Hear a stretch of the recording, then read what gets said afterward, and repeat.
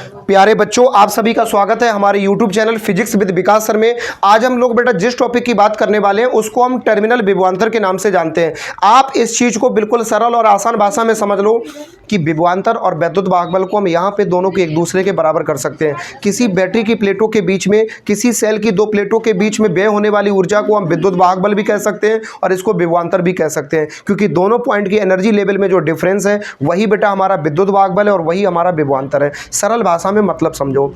Terminal विभवांतर और विभवांतर में अंतर क्या है? विभवांतर होता है किसी वैद्युत परिपथ में आवेश एक जगह से दूसरी जगह जाए, इसको हम विभवांतर कहते हैं। ऐसे ही तो पढ़ाया है मैंने। लेकिन टर्मिनल विभवांतर का मतलब है कि केवल किन्हीं दो बिंदुओं के बीच, सिर्फ दो बिंदुओं के बीच, बहुत ध्यान से सुनो, मतलब विभवांतर में किस वैद्युत परिपथ में एक बिंदु से दूसरे बिंदु कहीं भी चले जाएं, ये विभवांतर है। और टर्मिनल विभवांतर में किन्हीं दो निश्चित बिंदुओं के बीच में है, इसमें भी और उसमें भी कोई खास अंतर नहीं है। तभी तो हम कह रहे हैं दोनों एक दूसरे के बराबर हैं और दोनों को एक दूसरे के बराबर लिख सकते हैं। हम आपको अभी प्रूव करके दिखाएंगे। विद्युत वाहक बल को क्या लिख सकते हैं बेटा? टर्मिनल विभवांतर के बराबर। सावधानी से देखिए, क्योंकि विभवांतर में क्या पढ़ा है? वैद्युत परिपथ में एक बिंदु से दूसरे बिंदु, और टर्मिनल विभवांतर में होता है किन्हीं दो बिंदुओं के बीच। तो बात तो एक ही है, बस रूप अलग अलग है। बोर्ड पे कंसंट्रेट करो। हमने बेटा इसकी परिभाषा लिख ली है। किसी वैद्युत परिपथ में किन्हीं दो बिंदुओं के बीच में आवेश को प्रवाहित करने में किया गया कार्य टर्मिनल विभवांतर कहलाता है। ये चित्र बनाया, इसमें बेटा हमने ये बैटरी बना ली। इस बैटरी का ये धन सिरा है प्लस, और ये कैसा है बेटा? माइनस। कैसा सिरा है? माइनस। ये तीन प्रतिरोध हमने इसमें जोड़ रखे। अब यहां से जब बेटा परिपथ हमारा सर्किट कंप्लीट है तो इसमें विद्युत वाहक बल के प्रवाह की दिशा किधर होगी? इस साइड, धन की ओर।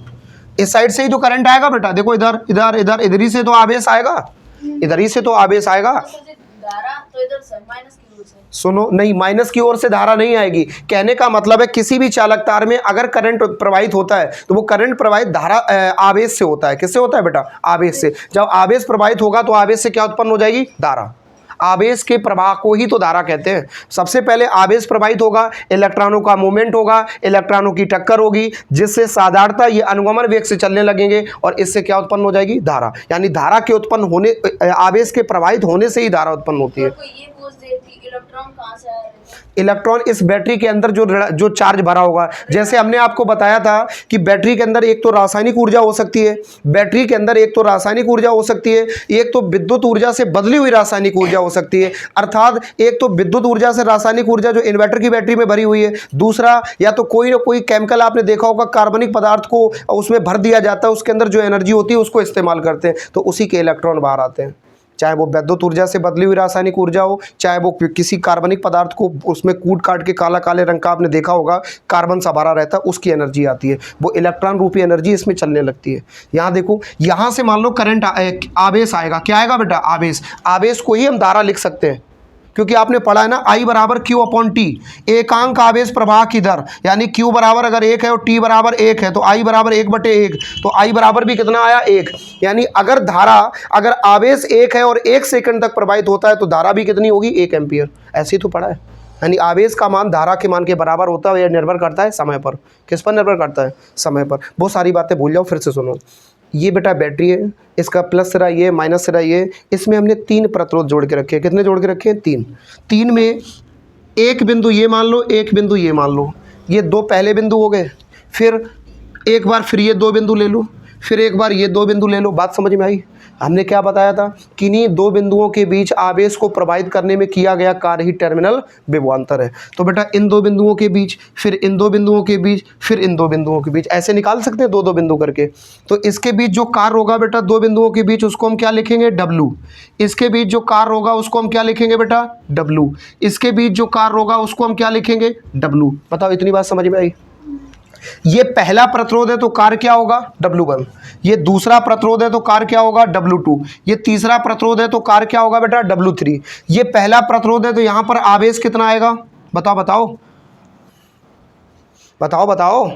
ये पहला प्रतिरोध है तो यहां पे बेटा आवेश कितना आएगा? बहुत सावधानी से समझो, आपको खूब बुद्धि में घुसी होगी ये बात। आपको कई बार हमने समझाया है कि अगर एक तार है और एक तार में सारे प्रतिरोध अगर श्रेणी क्रम में जोड़े हैं तो धारा कैसी होती है? समान। याद आया?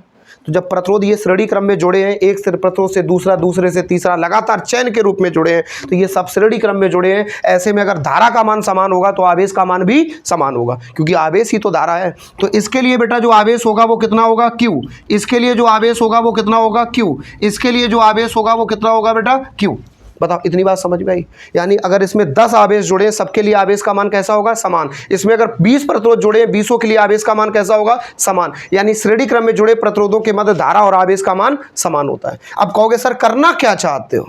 करना ये चाहते हैं, दो बिंदुओं के बीच आवेश को प्रवाहित करने में किया गया कार्य तो विद्युत वाहक बल है, और आपने विद्युत वाहक बल की फॉर्मेट पढ़ी थी, E बराबर W/Q। बताओ, पढ़ी थी? पढ़ी थी। अब बताओ बेटा, E की जगह अगर E1 लिखेंगे तो W की जगह क्या होगा, W1। Q की जगह क्या होगा, Q। अगर E की जगह हम E2 लिखेंगे तो W की जगह क्या होगा, W2। Q की जगह क्या होगा, Q। अगर हम E की जगह E3 लिखेंगे तो W की जगह क्या होगा, W3। नीचे क्या रहेगा, Q। बात समझ में आई?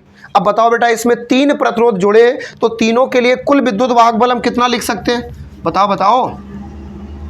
लिख सकते हैं कुल विद्युत वाहक बल, इधर ध्यान से देखो बेटा, कुल विद्युत वाहक बल हम E बराबर लिख सकते हैं E1 plus E2 plus E3। अगर 3 जुड़े तो E3 तक, 4 जुड़े तो E4, E5, E6, E7, कहाँ तक चला जाएगा, अनंत तक, जहाँ तक जाएगा वहाँ तक। बात क्लियर हो गई? अच्छा, अब बताओ बेटा, सबका मान रखो। इस E को E से बोलो ना, इस E का ही तो मान निकालना है। E1 को क्या लिख सकते हैं, W1/Q। E2 को क्या लिख सकते हैं बेटा, W2/Q। E3 को क्या लिख सकते हैं? एक बात बताओ, यही तो आपने विभवांतर में पढ़ा है। विभवांतर में भी बेटा आपने पढ़ा है कि V बराबर होता है W/Q। जब V V1 होगा तो W क्या होगा, W1। इधर जब V V2 होगा तो W क्या होगा, W2।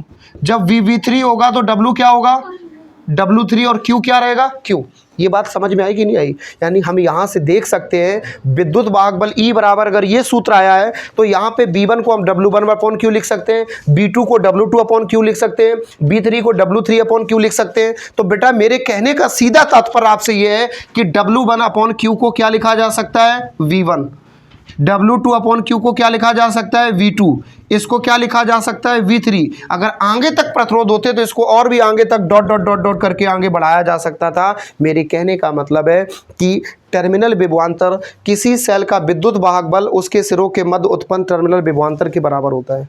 समझ में आया बेटा कि नहीं आया? सेल का कुल विद्युत वाहक बल सेल के प्रतिरोधों के मध्य उत्पन्न टर्मिनल विभवांतर के योग के बराबर होता है। यानी विद्युत वाहक बल का मान विभवांतर के बराबर होता है। कि स्पष्ट हुआ कि नहीं हुआ? अगर सेल से विद्युत वाहक बल E आ रहा था तो इसका जो बेटा यहाँ पे विभवांतर था वो V1, B2, B3, ये सब आपस में एक दूसरे के योग के बराबर है। इतनी बात कहना चाहते हैं कि इन्हीं दो बिंदुओं के मध्य आवेश को प्रवाहित करने में किया गया कार्य ही टर्मिनल विभवांतर है, और यही हमारा पूरे सेल में प्रवाहित आवेश को प्रवाहित करने में किया गया कार्य विद्युत वाहक बल है।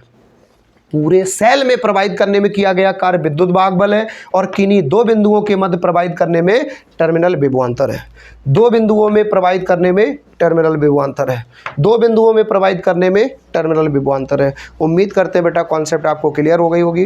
वीडियो पसंद आया हो तो लाइक करने के साथ चैनल को सब्सक्राइब करें, और 12th क्लास के 10th क्लास के बोर्ड एग्जाम में पार्टिसिपेट करने वाले स्टूडेंट के साथ वीडियो को साझा करें। हमारे शॉर्ट वीडियो में आपको एक्सपेरिमेंट वीडियो देखने को मिलेंगे, कृपया उन वीडियो को देख के एंजॉय करें, फन करें। स्क्रीनशॉट ले लीजिएगा।